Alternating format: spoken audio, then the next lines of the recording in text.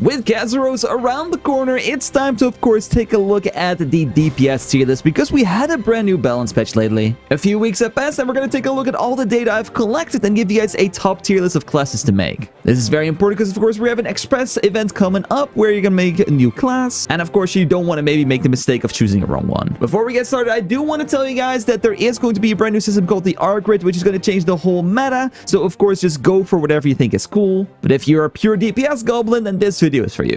And of course, first of all, where did I get all my data from? It's very simple. I got it from uo.meta.mo, which is a statistics website which logs all the people that log the raids, and then you can take a look at, of course, their DPS and how well they perform. So when I went all the way down because there is a very nice little tab called the relative performance, and this, what it does, it takes the UDPS divides by the combat power, and then it shows, of course, how well someone is doing in a raid. So this is not affected by support, and as well as not really affected by gear as well, because it's all being divided, which is very good. Of course, I made sure to grab different raids. I grabbed Tarkle Gate 1, Mortem Gate 3, and Mortem Gate 2, and I slapped them all together inside of a spreadsheet. And that, of course, gives me a top tier list. But of course, I will go ahead and give you guys a tier list as well of some other things that are, in my opinion, not as relevant as DPS, but that will be at the end.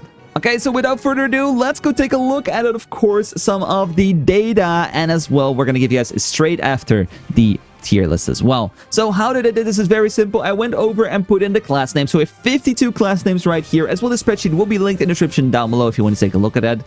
And then I went over to the different gates. I logged in their placements. So if they were first place, they got 1 point. If they got third place, they got 3 points. If they got fourth place, they got 4 points. And then I took these three numbers and put them in a number in total. And that then puts me into a total number I can put inside of a spreadsheet. So the last point is going to be better. So this, of course, looks a little bit like but we're gonna go ahead and scroll up a bit, and then we have a nice little tier list. So we're gonna start at the bottom, guys, and we're gonna take a look at some of the classes that got some insane amount of points. So of course, the maximum you could have gotten from like all three raids combined was 156 points, because it's 52 entries per raid times 3, 156. So you can see that some of these are actually almost at the bottom. 151 for Judgment, Combat Readiness got 150, Lone Knight got 147, and Broken got 142, and Igniter 139. So you can see some of these classes, guys, are absolutely bottom tier in every single scenario. Let's move up a little bit, guys, because I was getting a little bit distracted. So we have ourselves Combat Readiness, Judgment, Lone Knight, Broken Storm, Igniter, Demonic Impulse, Full Moon Harvester, which is an interesting one.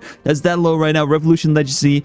We have ourselves Recurrence, Athenian, Skill, Peacemaker, Enhanced Weapon Structure, and Barrage, finishing off the D tier. Then, of course, if we're gonna go up a little bit, we have ourselves Pinnacle coming in as the first C tier. Mayhem, Deathstrike, Asteric, Skill Enhancement, Drizzle, Robust, Asuras, True Courage Puncher, Surge, Taijutsu, Hunger Pistol, or Mage Hammer. I think all of these are not really a big surprise in my opinion for the C tier, but in my opinion, the B tier has quite a few interesting ones that I didn't expect to be here. For example, Graves of the Empress coming into B tier, like, this was like always kind of the queen of the game, but she's fallen off a little bit, which is kind of interesting. Predator coming in the year, first attention, perfect suppression, firepower moving up, which is interesting. Master Summoner, kind of okay. Remaining energy dropping down a little bit. Like, I think Tarkle especially is not very favorable for remaining energy. Same for Gate 2, it just shines in Mortem Gate 3, and that's why it still has quite a high spot. But I think if Mortem Gate 3 didn't exist, I think they'd be... It's in an okay spot, but it's not going to be like an S tier or whatever without those. Aztec Flurry, Time to Hunt, Loyal Companion, Death Blow, and Ferality. The Ferality definitely knowing and feeling the nerfs it had the past times. It's crazy. And of course, that's why it went down. And then, of course, we have the A tier and the S tier. We have Wind Fury. The 50 billion Aeromancer buffs over the years have finally tipped it over the edge, and it's finally in the A tier. Crazy. Phantom Beast Awakening A tier, Energy Overflow, Night's Edge, Emperor, of course, going above the Empress, because the Emperor just got a few more buffs. It is doing very, very well. Lunar is still up there.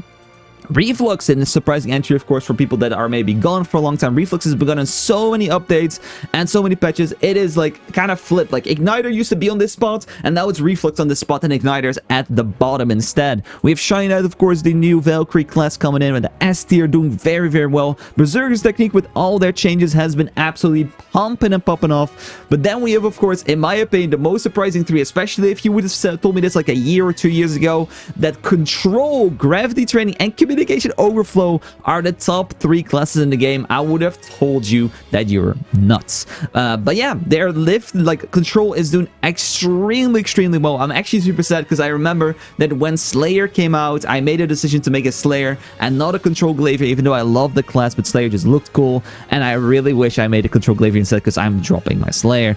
And as well, of course, Gravity Training with a number 2 spot, again with 13 points, doing just very well. The rates are lovely for him, and especially the better you get, the more value you get out of him. And then number 1, the easiest class to play in the game, is the strongest right now, and that's going to be Communication Overflow with only total of 8 points for the S tier, so the only single digit on here, which is crazy. And this, of course, is the tier list as well in just its class icons. But I do want to go ahead and do a little bit of shifting myself on this tier list for more of a synergy perspective.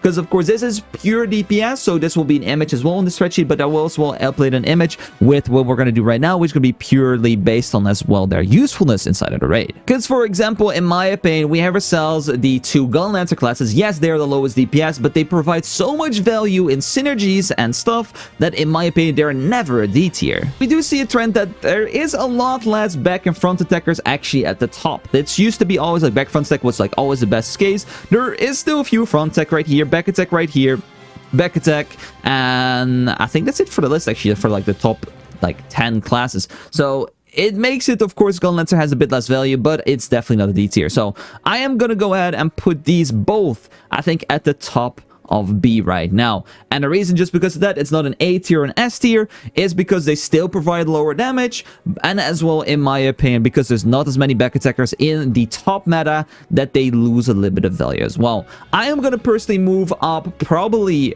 Windfury Airmancer to the S tier for it doing that much damage right now. Currently, it is still as well the greatest synergies in the game. It has movement speed, attack speed, and crit rate as both 3 synergies inside the class. So in my opinion, that moves it up to the S tier as well. If I take a look at all the other classes, I think the D tier definitely just deserves where it is right there. They all need a buff, they all need some love.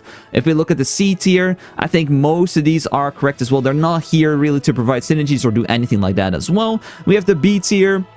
Is there anything in here that needs to be changed? You could make an argument that maybe First Attention Word Answer, because it has a very good synergy, it can move as well, but I think I'm just going to leave it right here. But because the damage is not that insane, you could argue for it to move to the top of B or maybe even low A, but I think for now, I'm just going to leave it at its original spot right there. So I think that's literally the only kind of changes I would make to this tier list. It's going to be just moving Gun Lancer to the B tier just because of its usefulness, synergies, all that kind of stuff, and then as well moving Airmancer to S tier just because of its synergies as well.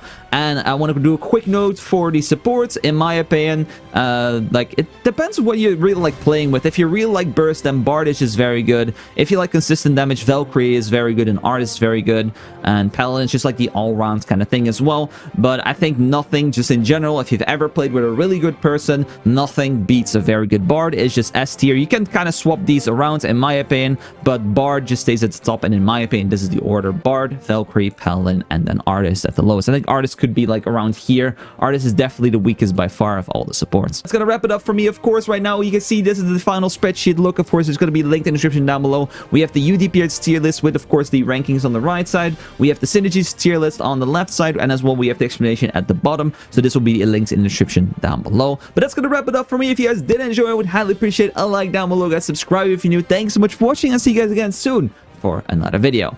Take care.